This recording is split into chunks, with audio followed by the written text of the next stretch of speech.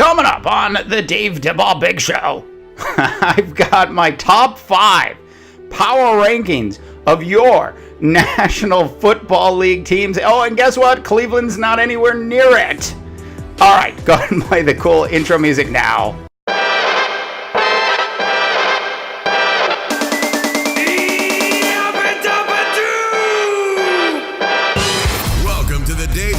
Big Show, presented by Seat77.com. As always, Dave DeBall is coming to you live from the Super Plus Seat 77 broadcast studio in the heart of Silicon Valley.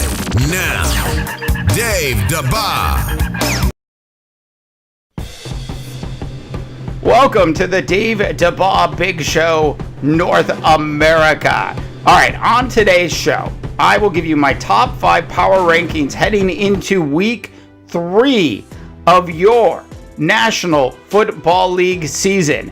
And I think the big question as we wrap up 2 weeks in the NFL is, what the hell is wrong with the New York Football Giants? Look, wasn't too surprised that they ended up losing to the Dallas Cowboys on the road during week 1, because a lot of wacky things can happen in the National Football League during week 1 of the NFL. I cite the fact that Andy Reid, who had 175 days to prep for that game against New England, actually outcoached Bill Belichick for the first time in the history of Andy's career.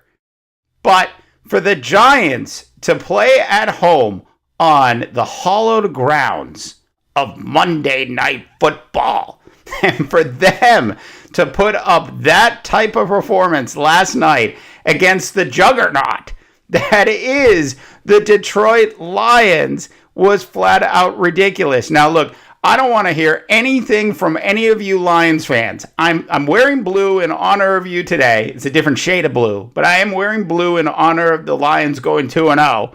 But I am not ready to say, like all the other people in the media that are suddenly like, oh yeah, Detroit looks great. They're going to win the division. They're going to go to the Super Bowl this year. Look, Detroit hasn't won a playoff game in like 50 years. They're not going to the Super Bowl.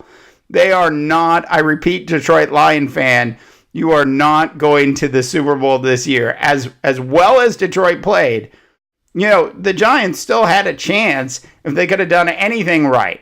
Look, that offensive line is flat out terrible, and the GM and the coaching staff and the rest of the New York Giants organization should listen to the fans, because we all know that offensive line is terrible.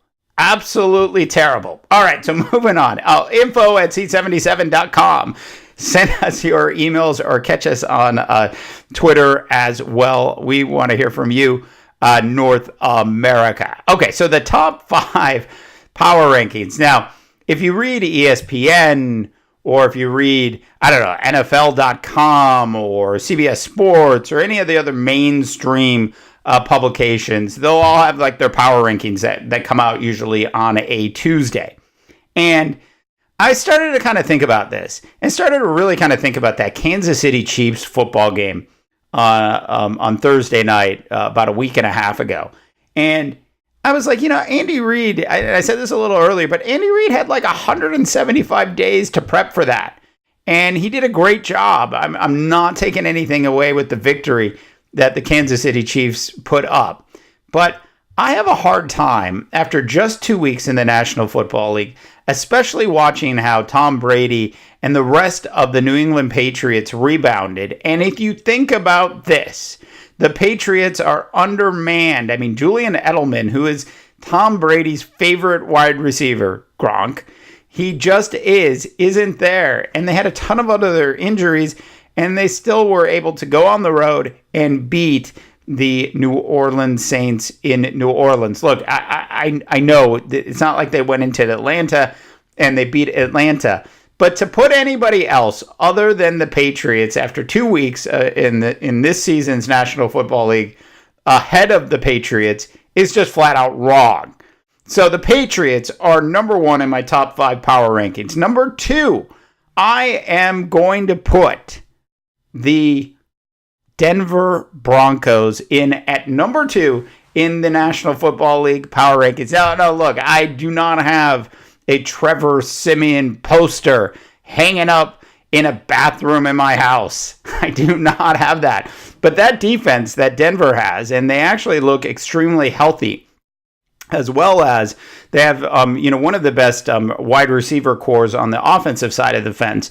I think Denver is really set up to do a lot of damage this year. They look like the Denver that won the Super Bowl a few years ago. John Elway has done a fantastic job shoring up that offensive line, and the running game actually looks like they have a running game right now. So as long as Trevor Siemian can stay healthy and he can continue to be a above average game manager, because that is exactly what he is, if he can stay healthy and he can continue to do that, Denver, as the season rolls on, that defense is going to get stronger and stronger and stronger. And you just watch. Denver, after 2 weeks, is number 2 on my power ranking list. Number 3, staying in the AFC West, because that's where all the good teams are this year. There's Kansas City and there's the Oakland Raiders. And I'm going to go ahead because I just do not believe in Kansas City.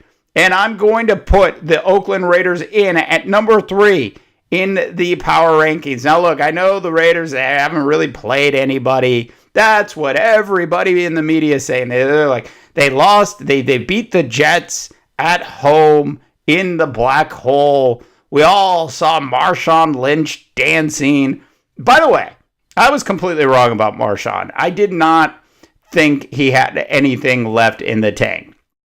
And I have to say, through a couple weeks into the season, at least at the start of the year, Marshawn appears to have everything you would want from a starting running back at the start of the season. It's a long season, so we'll have to see how he holds up physically. But you gotta love Marshawn's intensity. You gotta love the way this offense is playing, the swagger that the team has, even on defense. And I know they just beat the Jets, but they did go on the road and beat the Titans of Tennessee in Tennessee during week 1. Number 4 on the big list, I'll be sticking with the AFC West again, is your Kansas City Chiefs. The Chiefs, as we all know, they've had a bunch of injuries and they've been able to rebound. Andy Reid's done a heck of a job with this team.